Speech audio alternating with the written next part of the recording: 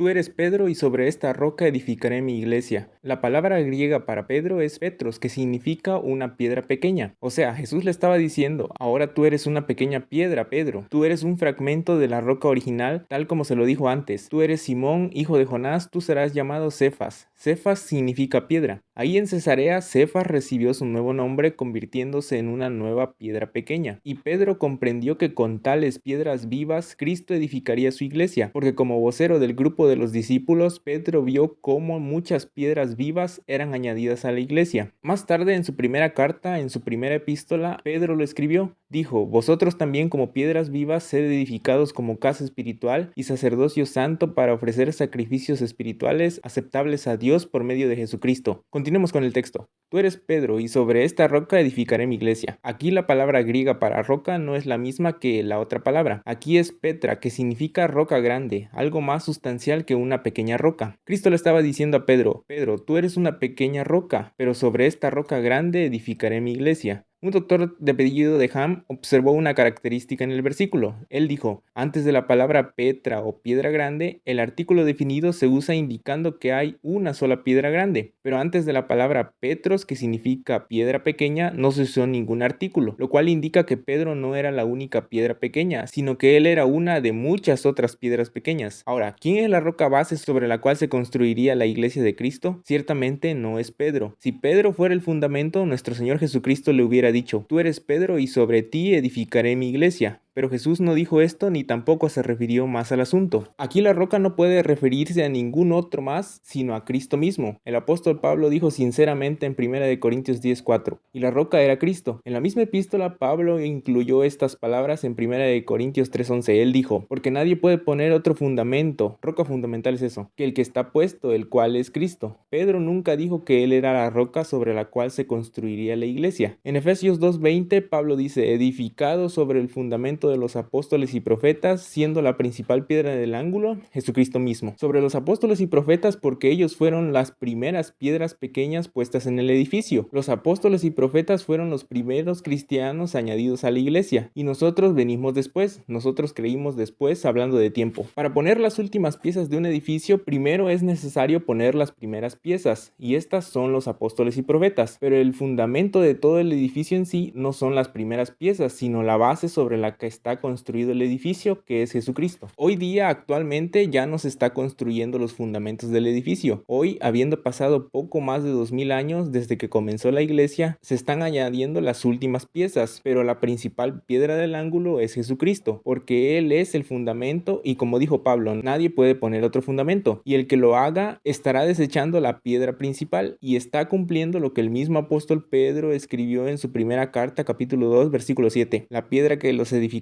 desecharon ha venido a ser cabeza del ángulo. Los fariseos según creían en Dios, pero rechazaron a Jesús. Pensaban que creían en Dios, pero tenían su esperanza en Moisés. Y por eso Dios escondió el cuerpo de Moisés, porque si no, quizás hasta un templo le levantarían o un altar. Cualquier iglesia construida sobre un fundamento que no sea el Señor Jesucristo no es la verdadera iglesia. Ahora, Dios sí puso autoridades visibles en su iglesia, que son pastores y maestros, a los cuales dice que tenemos que obedecerles, considerar cuál haya sido el resultado de su conducta e imitar su fe, porque claro, también hay falsos pastores y falsos maestros. En Mateo 7 el Señor Jesús advirtió en contra de los falsos profetas y maestros, y luego también advirtió a cada individuo en particular sobre cuál fundamento debían construir. La persona que escucha y obedece lo que Cristo enseñó y construye su esperanza eterna sobre Cristo mismo, es como el hombre sabio que edificó su casa sobre la roca. La lluvia, inundación y vientos golpearon la casa, pero no cayó porque estaba fundada sobre una roca. Por lo tanto, aquel que confía en Cristo construye sobre una base segura. Romanos 9:33 dice, he aquí pongo en Sión piedra de tropiezo y roca de caída, y el que creyere en él no será avergonzado. Cualquier vida construida sobre la roca divina, el Señor Jesucristo, nunca puede fallar, ni en esta vida ni en la venidera. Regresando a la afirmación del Señor, él concluyó diciendo que aquellos que escuchaban sus palabras, pero rehusaban obedecer puede ser, eran como el hombre necio que construyó su casa sobre la arena. Vinieron los ríos y los vientos y golpearon la casa, la cual cayó, y grande fue la ruina de aquel hombre. Construir la esperanza de una persona sobre otra persona o sistema religioso resultará en desastre tanto en esta vida como en la venidera. Puede usted leer esto en Mateo capítulo 7, versículos 21 al 27. El hombre puede fallar, como se ha visto a lo largo de la historia en los líderes religiosos, pero Dios no. Ponga su vista, fe y esperanza en Dios y no en los hombres, porque ellos no pueden salvar ni perdonar pecados. Solo uno, Jesucristo hombre, porque Él es Dios hecho hombre.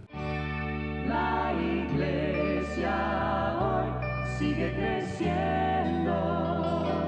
La iglesia sí habrá de avanzar, olvidando ciertamente lo que atrás queda.